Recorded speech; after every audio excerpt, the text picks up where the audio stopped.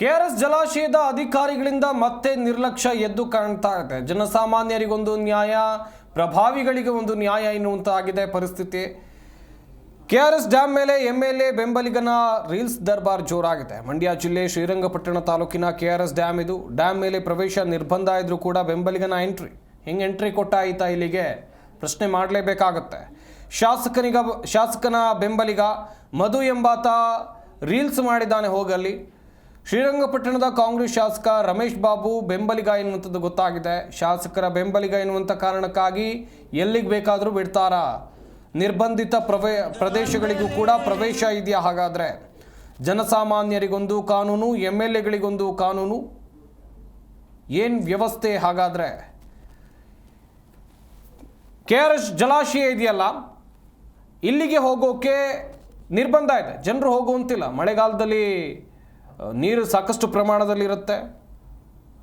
Dam ಮೇಲೆ ಪ್ರವೇಶ ನಿರ್ಬಂಧ ಇದೆ. ಹೀಗಿದ್ರೂ ಕೂಡ ಈತ ಹೆಂಗೆ ಹೋದ ಎನ್ನುವಂಥದ್ದಾಗಿ ಪ್ರಶ್ನೆ ಎದುರಾಗ್ತಾ ಇದೆ. ಗಮನಿಸಬೇಕು, ಕೆಆರ್ಎಸ್ ಡ್ಯಾಮ್ನ ಸಿಬ್ಬಂದಿ ಏನು ಮಾಡ್ತಾ ಇದ್ದೀರಿ ನೀವು? ಏನು ಕೆಲಸ ಮಾಡ್ತೀರಿ ಅಲ್ಲಿ ಇದ್ಕೊಂಡು? ಯಾರೋ ಬರ್ತಾರೆ, ಪರ್ಮಿಷನ್ ಕೇಳ್ತಾರೆ, ಡ್ಯಾಮ್ ಮೇಲೆ ಹೋಗಿ ರೀಲ್ಸ್ ಮಾಡ್ತಾರೆ. ನೀವು ಆ ರೀಲ್ಸ್ ನೋಡಿಕೊಂಡು ಎಂಜಾಯ್ ಮಾಡ್ತಿದ್ದೀರಾ?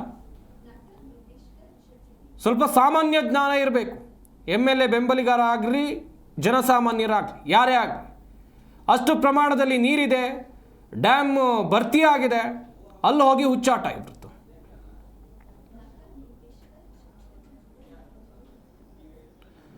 ಇನ್ನೊಂದು ಕಡೆಯಲ್ಲಿ ಡ್ಯಾಮ್ ಭದ್ರತೆ ವಿಚಾರವಾಗೂ ಕೂಡ ಗಮನಿಸಬೇಕಾಗತ್ತೆ.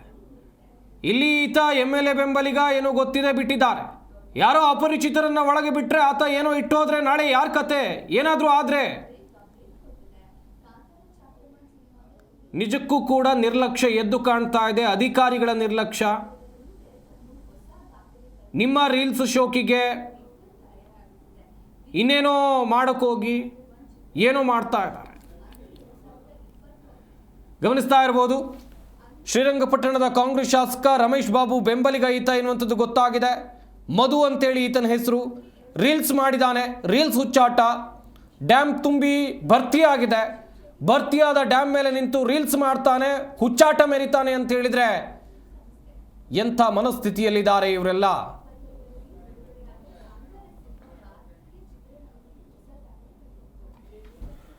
ಈತ ಯಾವ ಸಮಯಕ್ಕೆ ಕೆಆರ್ಎಸ್ ಡ್ಯಾಮ್ ಬಳಿ ಬಂದಿದ್ದಾನೆ, ಯಾವ ಸಮಯಕ್ಕೆ ಡ್ಯಾಮ್ ಮೇಲೆ ಹೋಗಿದ್ದಾನೆ, ಅಲ್ಲಿ ಭದ್ರತಾ ಸಿಬ್ಬಂದಿ ಯಾರಿದ್ರು, ಜಲಾಶಯದ ಸಿಬ್ಬಂದಿ ಯಾರಿದ್ರು, ಈತನಿಗೆ ಅನುಮತಿಯನ್ನು ಕೊಟ್ಟವರು ಯಾರು?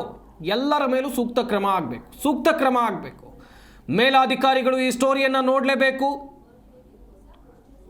ಜಲಾಶಯದ ಮೇಲ್ಭಾಗದಲ್ಲಿ ಹೋಗಿ ರೀಲ್ಸ್ ಮಾಡ್ತಾರೆ, ಜಲಾಶಯ ಭರ್ತಿ ಆಗಿದೆ, ಇದನ್ನು ನೋಡಿಕೊಂಡು ನಾಳೆ ಇನ್ನೊಂದಿಷ್ಟು ಜನ ಹೋಗ್ತಾರೆ. ನೀವು ಅವ್ರನ್ನ ಯಾಕೆ ಬಿಟ್ರಿ, ನನ್ನ ಬಿಡಿ ಅಂತ. ಪರಿಚಯ ಇದ್ದವರಾದರೆ ಅವ್ರನ್ನ ಬಿಡ್ತಾರೆ, ನೀವು ಹೋಗಿ ರೀಲ್ಸ್ ಮಾಡ್ಕೊಂಡು ಬನ್ನಿ, ನಾನು ನೋಡ್ತೀನಿ ಅಂತಾರೆ. ಸದ್ಯ ಮಧು ಎಂಬಾತನ ಹುಚ್ಚಾಟದ ವಿರುದ್ಧ ದೊಡ್ಡ ಮಟ್ಟದಲ್ಲಿ ಆಕ್ರೋಶ ವ್ಯಕ್ತವಾಗ್ತಾ ಇದೆ. ಸಾಮಾಜಿಕ ಜಾಲತಾಣದಲ್ಲೂ ಕೂಡ ಈ ವಿಡಿಯೋ ವೈರಲ್ ಆಗಿದೆ.